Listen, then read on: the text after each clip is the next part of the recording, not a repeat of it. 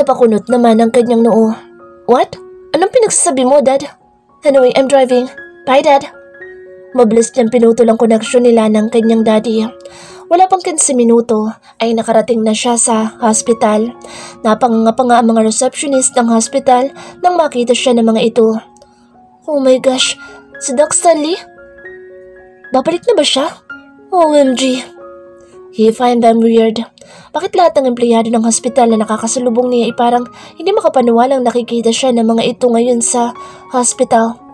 Binalwala na lamang ni Stanley ang mga kakaibang tingin ng mga ito sa kanya. Nasa top floor ng Scott Hospital ang kanyang private room. Nandoon ang pribadong opisina niya. Doc Stanley. Napapatulal ang pagbati sa kanya ng kanyang secretary. Napangisi siya na makita ito. Isa ito sa mga babae niya sa hospital. Good morning, sexy. Hinapit niya ang bawang nito at binigyan nito ng halik sa labi. Nagtaka siya dahil hindi ito tumutugon sa halik niya. Samantalang noon palagi itong palaban sa pakikipaghalikan sa kanya. Doc Stanley, di ba may bagong girlfriend ka na? Me? Palagi naman ako may girlfriend. Nagtatakang sabi niya bago niya ito binitawan. I mean, parang seryoso yung relasyon niyo nung bagong girlfriend mo. Lourdes, I don't have serious relationships. Ano ba sinasabi mo? Nawiwerduhan talaga siya sa mga tao. Parang may mali. Something is not right. Kung ganoon hindi ka seryoso dun sa babaeng yun? Kanino? Kila Coco Melons? Wala akong sinaseryoso sa mga iyon. At ikaw rin, hindi rin kita sinaseryoso. Direktang sabi niya. Oh, I know, Doc Stanley. Bigla itong lumapit sa kanya at kumandong sa kanyang mga hita. Akmang hahalikan niya sana ulit ito nang marinig nila ang bariton ng boses ng kanyang daddy. Stanley! Napatayo tuloy agad si Lourdes at mabilis itong lumayo sa kanya. Ang galit na ekspresyon ng mukha ng kanyang daddy ang sumalubong sa kanyang nakangiting mukha. Dad, mabuti naman at nandito ka na. I need my wallet. Miss Cortez, pwede mo ba kami munang iwan ng anak ko?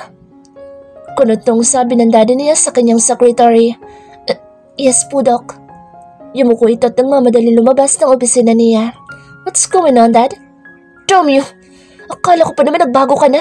Kapag nalaman ni Eunice itong ginagawa mo. What? Sinong Eunice? Kunotong tanong niya. Saglit na natigilan ang daddy niya sa pagsermon sa kanya nang mapansin nito ang pagtataka sa kanyang muka.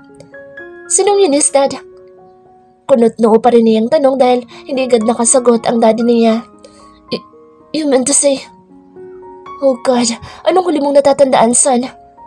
Nagbago ang ekspresyon ng mukha ng daddy niya at mabilis itong lumapit sa kanya. The accident?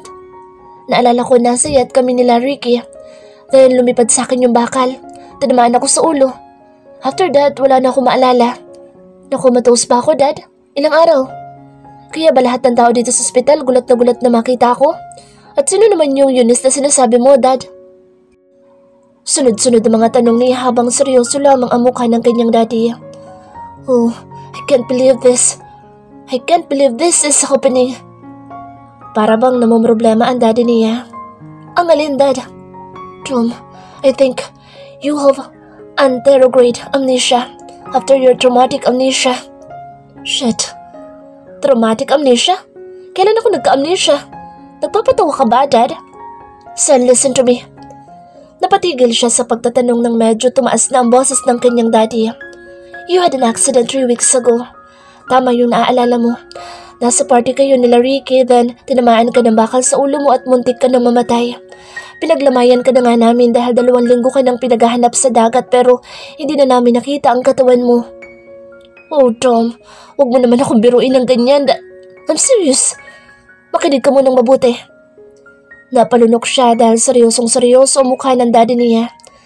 Then after 2 weeks, nagulat na lang kami nang tumawag ka sa hotline ng mansyon. Nalaman namin na napadpad ka sa isang isla at buhay ka. Dad, this is not funny. Huwag ka naman magbiro ng ganyan. Kinikilabutan ako eh. This is real, son. Nangyari ang lahat ng ikinukwento ko sa iyo kaya makinig kang mabuti. Hindi malaman ni Stanley ang nararamdaman niya sa mga oras na iyon. Bakit wala siyang matandaan sa mga ikinukwento ng daddy niya? Sa isla na iyon ay may isang babae. May isang babae nagpatuloy sa iyo sa bahay niya and her name is Eunice. Siya ang nobyo mo ngayon. Holy shit! Nobya? Hindi ko nga matandaan eh. Paano ako magkakanobya sa ganoong kabilis na panahon? 2 weeks? Oh, come on, Dad. Yeah? Holy shit talaga. Dahil nagkagusto ka sa babaeng tumulong sa'yo. Here's the evidences. Inilabas ng daddy niya ang cellphone nito at may ipinakitang video sa kanya. Nanlamig ang buong katawan niya nang makita niya ang kanyang sarili na nakatayo sa isang stage habang nagsasalita siya sa harap ng maraming tao. Nalaki ang kanyang mga mata nang makita kung sino ang babaeng kahawak kamay niya sa video. What the? Yan yung bago natin katulong sa mansyon na. Gulat niyang sambit at tinitigan pa ng husto ang video. Ano? Hindi natin katulong yan. Nobya mo siya. Pakinggan mo ang nakakaantig damdamin mong speech para sagutin ka niya. Napalunok siya ng sunod-sunod at napanguwi. She's not his dumb type. Hindi niya tipo ang babaeng iyon. Damn it. Kadiri, ako ba talaga yan? Kailan nangyari yan? Baka naman edited yan. This is not edited. Ikaw ito, son. And I think you are having an anterograde amnesia. Nakalimutan mo ang mga recent places, things and people na nakilala mo during the past 3 weeks. Very rare na mangyari ito pero nangyayari ito sa mga tao nagkaroon ng brain injury or traumatic amnesia. Sad to say, ganoon na nangyayari sa iyo ngayon. Nakalimutan mo ang nakalipas na 3 linggo pagkatapos mong maaksidente. Shit! Napasabunot siya sa sarili niyang buhok. Napangawi si Stanley nang makita niyang hinalikan pa niya ang babae sa harap mismo ng maraming tao. Hindi ko siya type, Dad. She's too plain and not pretty at all. Damn you! Huwag mo sasaktan si Eunice, kundi pupukpukin ko yung ulo mo ng maraming beses.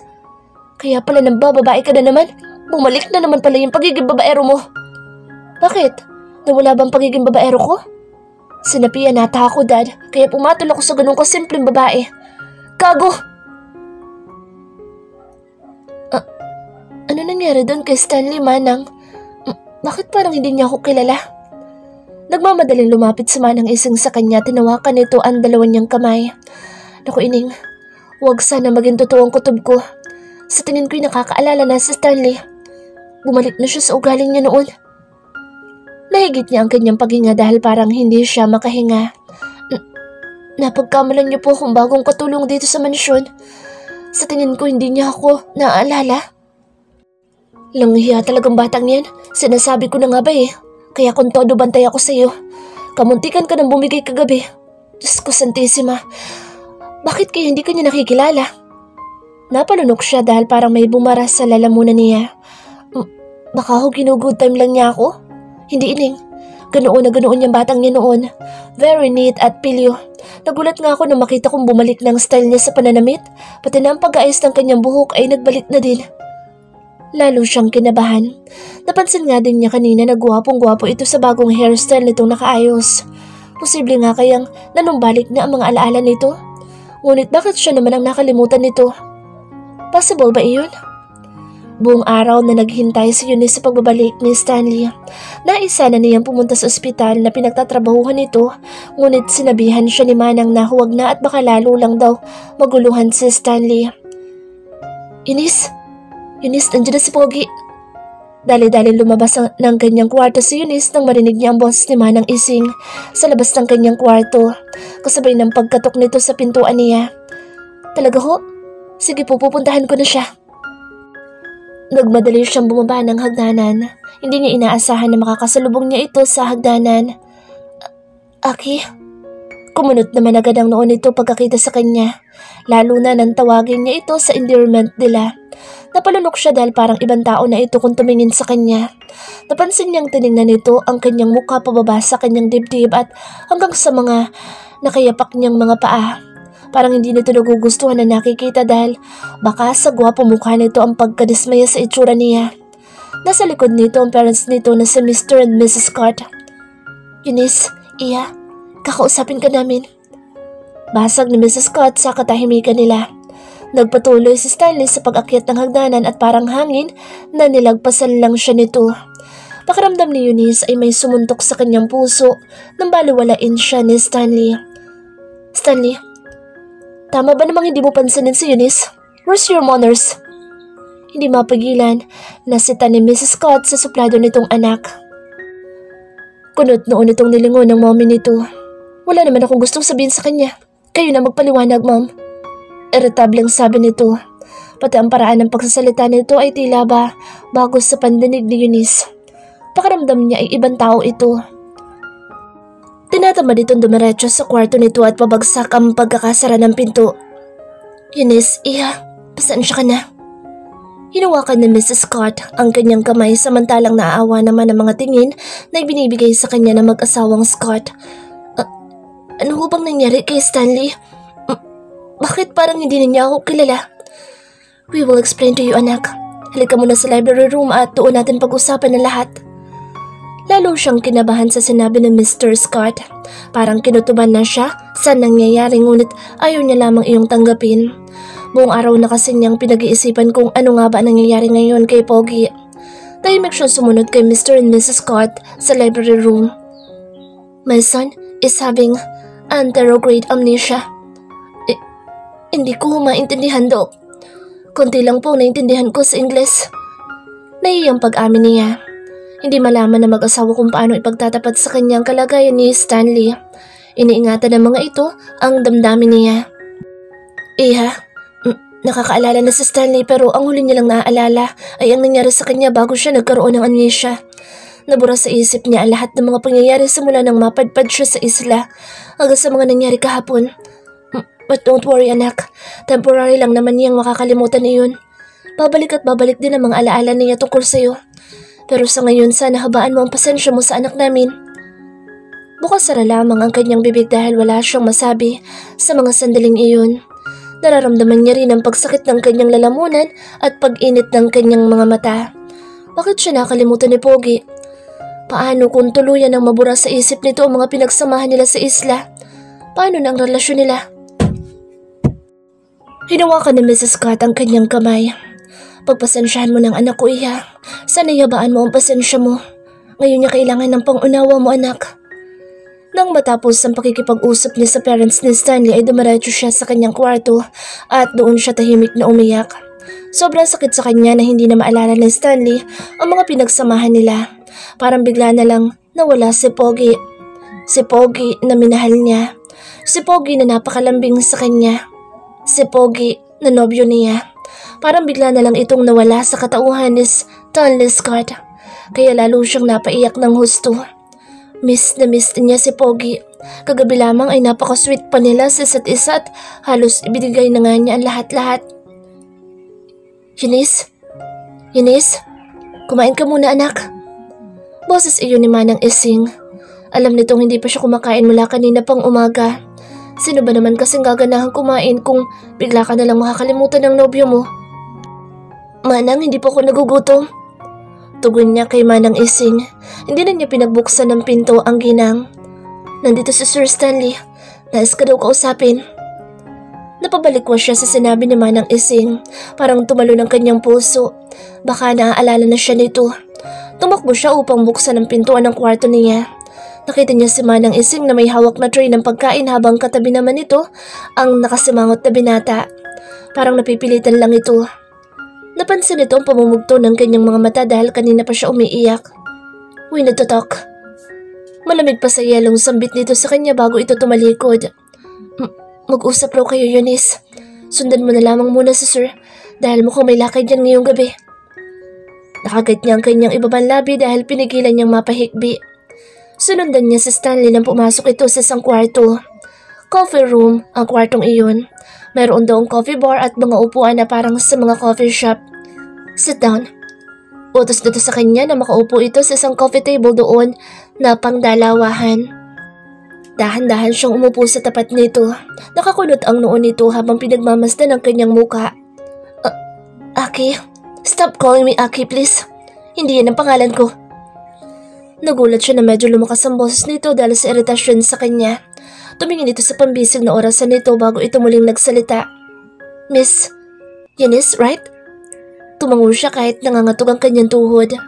Napansin niyang bihis na naman ito at napakagwapo ngayong gabi. Naamoy niya pa nga ang mabango nitong perfume na ngayon lamang nito ginamit. Maybe they have already explained to you what is happening to me. Napalunok siya. Hindi niya gaanong naunawaan ang sinabi nito. Ha? Pasensya na, hindi ako nakakaintindi ng Ingles na salita. Tinignan siya nito nang hindi makapaniwalang tingin. For real? Ay, never mind. Napabuntong hininga ito at parang sumakit ang ulo nito. Sabi ko, siguro naman nasabi na sa'yo nila Dad kung anong nangyayari sa akin. Tumango siya at napahikbi. Hindi kasi siya sanay na ganito siyang kausapin ni Pogi. Parang ibang tao na ito. Hindi niya maiwasang masaktan. Nasabi rin nila sa akin na ikaw ang tumulong sa akin sa isla. And I am very thankful. Nagpapasalamat ako ng gusto dahil sa nagawa mo sa akin. Pero sa tingin ko, nabigla lang ako sa pagkipagrelasyon sa iyo, Miss. Pakiramdam ni Eunice ay may muling sumuntok sa kanyang puso dahil sa huling pangungusap na sinabi ni Stanley. I don't like you. Hindi na ako magpapaligoy-ligoy pa. Nagpapasalamat ako dahil iniligtas mo ako tinulungan. But I don't like you. Pero hindi kita gusto, Miss. Just forget. Kalimutan mo na lang ang relasyon natin. We're not... Hindi pa naman iyon siguro malalim dahil 3 linggo pa lang tayo magkakilala. There's no... wala namang seryosong relasyon ang mabubuo sa 3 weeks. Sa 3 linggo, hindi ba? Chong, ang hirap pala magtagalog na dire-diretso. Nairita ito dahil con todo effort ito sa pagtatagalog. Napalunok siya. Hindi siya makapagsalita dahil sa sama ng kanyang loob. Hindi ka ba magsasalita? May lakad pa kasi ako. Ang ibig mo ba sabihin? Gusto mo na tapusin ang relasyon natin? Nakayukol sambit niya habang panayan tulo ng kanyang luha. Huwag ka nang umiyak, Miss. Nakakonsensya patuloy ako niyan eh. Pero oo, gusto ko nang tapusin iyon dahil hindi rin naman kita naaalala. Hindi ka rin pasado sa taste ko kaya imposibleng maging nobya kita. Sorry, Miss pero you're not my type. Hindi ka maganda sa paningin ko, Miss Kaya hindi talaga mag-work itong relasyon natin. Buti sana kung napakaganda mo at sexy. Baka sakaling pwede ko pang ituloy kaso hindi talaga Pwede bang bumalikan na lang doon sa isla niyo? I will give you money. Naikuyom niya ang kanyang kamay dahil sa sinasabi nito. Kung makatingin rin ito sa kanya, para bang nandidiri ito sa itsura niya. Ang walang hiyang lalaking ito. Ano daw? Ano sabi mo? Galit niyang tanong kay Stanley kaya napalunok ito habang nakatingin sa kanya. What? Nagmamagandang loob lang naman ako. Bumalik ka na lang doon sa isla niyo at babayaran ko naman ang naitulong mo sa akin. Dagdag pa nitong pangi-insulto sa kanya. Lalo siyang nagalit sa sinabi nito. Napalunok ito nang buksan niya ang 2 botones ng kanyang blouse at ipakita ang cleavage niyang mayroon chikinini na marka ng mga halik nito kagabi. Nakikita mo ba to? Ikaw may gawa nito tapos ngayon sasabihin mo sa akin na hindi mo ko gusto? Napalunok ito at kunot noong nag-iwas ng tingin sa dibdib niya. Ngunit agad ring natakot nang maisip nito ang tinutumbok niyang punto. Wait, bakit mo sinasabi sa akin yan? Pipikutin mo siguro ako, no? Scammer ka! Siguro sinabi mo lang sa parents ko na tinulungan mo ako sa isla para hututan kami ng pera at ngayon naman gusto mo akong pikutin, ano? Panghusga nito sa kanya at pambibintang. Lalo siyang hindi makapaniwala sa sinasabi nito kaya hindi na niya napigilan ang kanyang sariling sampalin nito. Napahawak ito sa pisngi ng kanyang sinampal.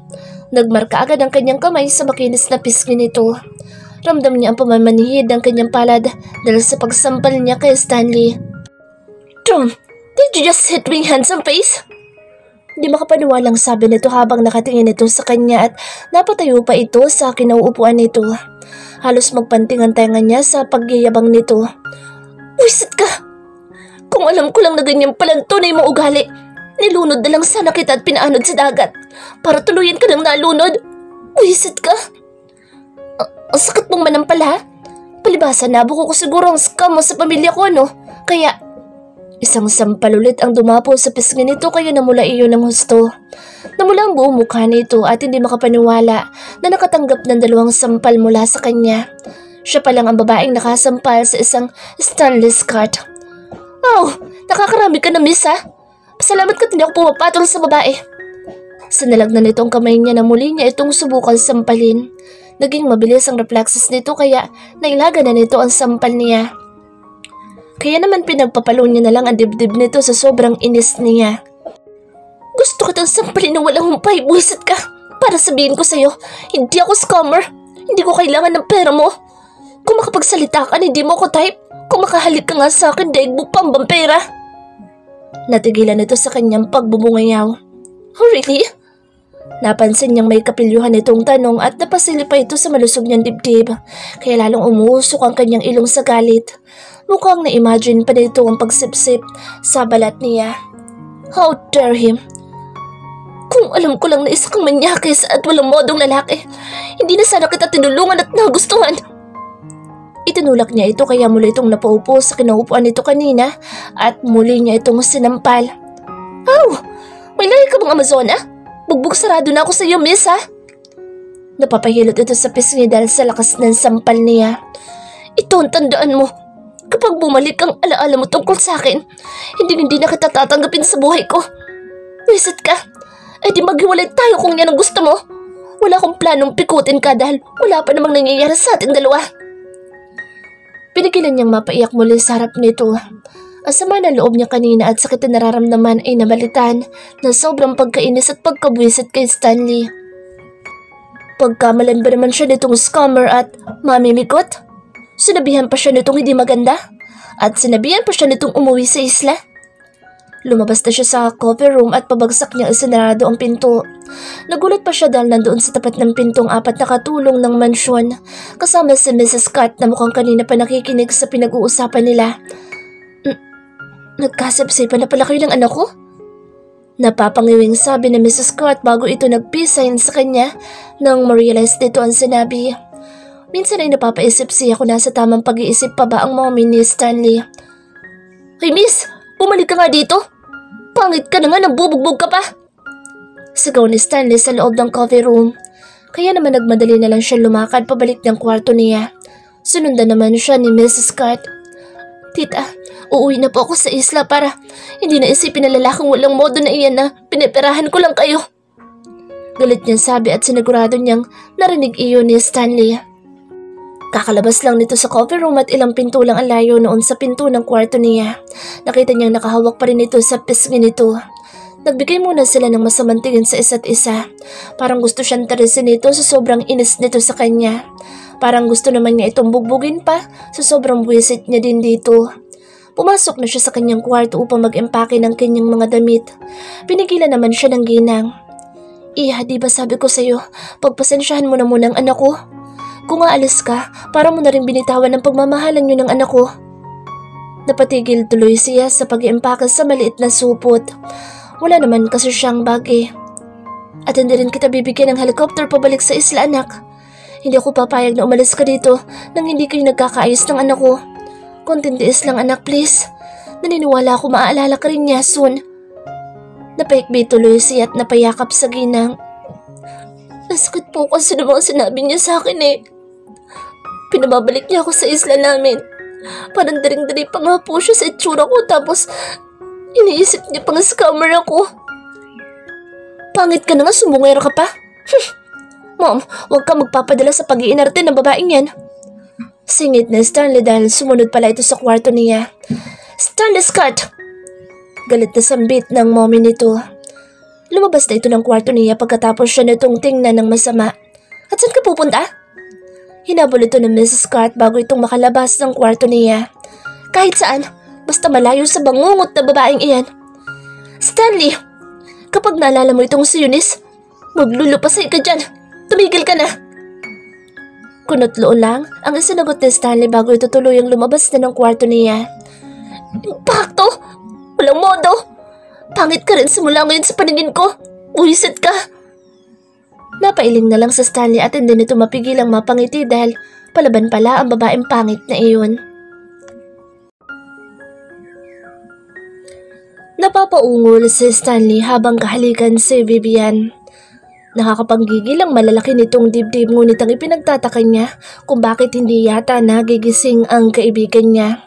Kahit anong halik ang gawin niya ay hindi pa rin umaepekto.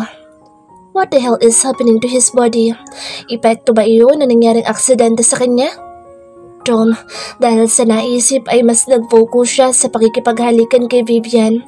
She smells so nice. Ang bango-bango nito at ang lambot ng katawan.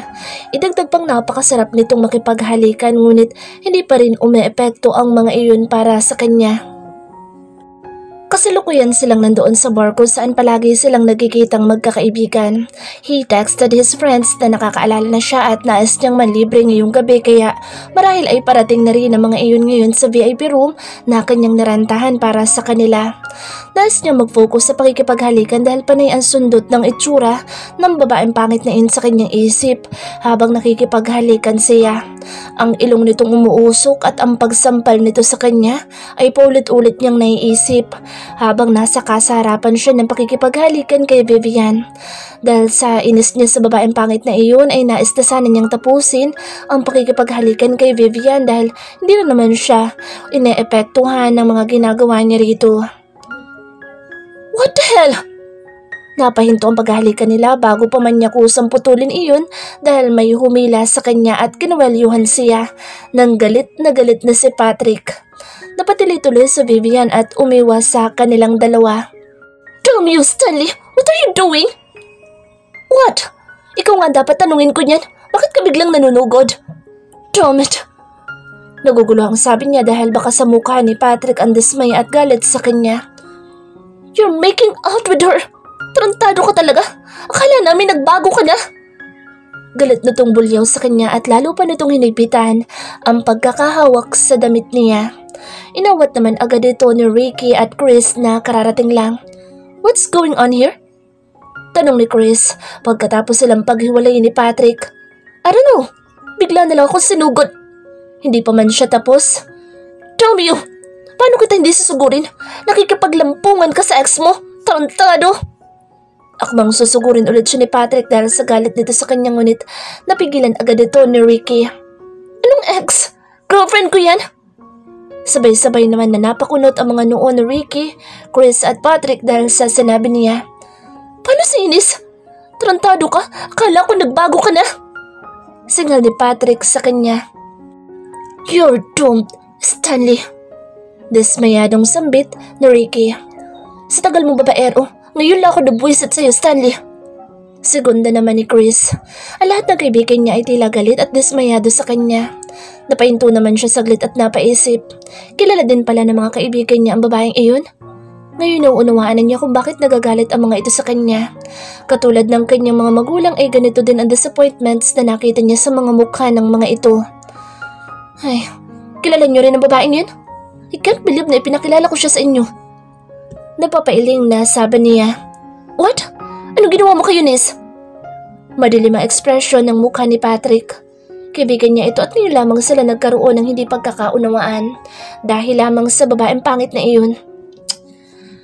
Simula talaga nang malaman niya ang tungkol sa babaeng iyon ay hindi na siya nawala ng problema. Where's Eunice?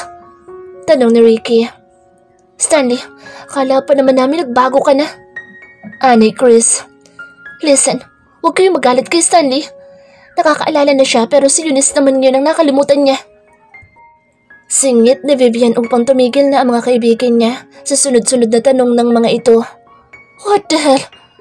Halos sabay-sabay na sambit ng tatlo niyang kaibigan. Lumapit si Patrick sa kanya at muli siyang kinawelyuhan nito. Mas matangkad siya kay Patrick pero kung makapaghamon ito ng gulo ay tila seryoso itong makipagbasag ulo ngayon sa kanya. Nagtataka naman siya kung bakit ganoon ang inaasal nito. Wala namang pakialam ang mga ito noon sa mga ex-girlfriends niya kahit papalit-palit siya, di ba? Ano nangyari sa mga ito? Bakit parang apektado ang tatlo dahil lamang nakalimutan niya ang babaeng iyon? Damn you! Sigaw ni Patrick sa mukha niya kaya itinulak niya ito ng malakas. Dahil mas macho siya kay Patrick ay napabitaw ito sa kanya. Ayaw niya makipag-away sa mga kaibigan niya pero nabubwisit na siya sa pagsigaw-sigaw at pagmura ng mga ito sa kanya. Damn! I forgot all the recent things about the accident, including that girl. Bumalik ng memory ko pero yung last 3 weeks ang hindi ko na matandaan. But it doesn't matter anymore. Chill lang kayo. Bakit parang apektado kayong tatlo? Hindi makapaniwalang nagkatinginan ang tatlong magkakaibigan. Sakto naman na nasa pintuan na din si Lance at Doc Ace. Narinig ng mga ito ang sinabi niya. Nasaan si Eunice ngayon? Alam na ba niya na hindi mo siya maalala? Galit na tanong ni Patrick. Awan ko, baka pauwi na iyon sa isla na pinanggalingan niya. She's nothing to me, dude. Sinapian lang yata ako this last few weeks kaya ako pinatulan ng babaeng iyon. Alam niyo naman na hindi ganun ang tipo kong babae. Nakipaghiwalay na ako sa kanya. She's not my type. Hindi niya napaghandaan ang pagsuntok ni Patrick sa kanyang pisngi. Nalog yata ang utak niya sa lakas ng suntok nito. Deserve, sabi ni Lance pagkakita nito sa pagsubsob niya sa sofa. Walang umawat kay Patrick nang akmang susuntukin na naman niya ito. Mabuti na lang at nakaiwas siya kaya itunulak niya ito. Damn you, Patrick! Ano bang problema mo? Anong kinagagalit mo? Tarantado ka! Sinaktan mo si Eunice! Siguro nga'y sinapian ka lang kaya naging mabuting lalaki ka nitong mga nakaraang araw. Pero ngayong nagbalik na naman yung pagiging walang kwenta mo. You'll regret this. You will.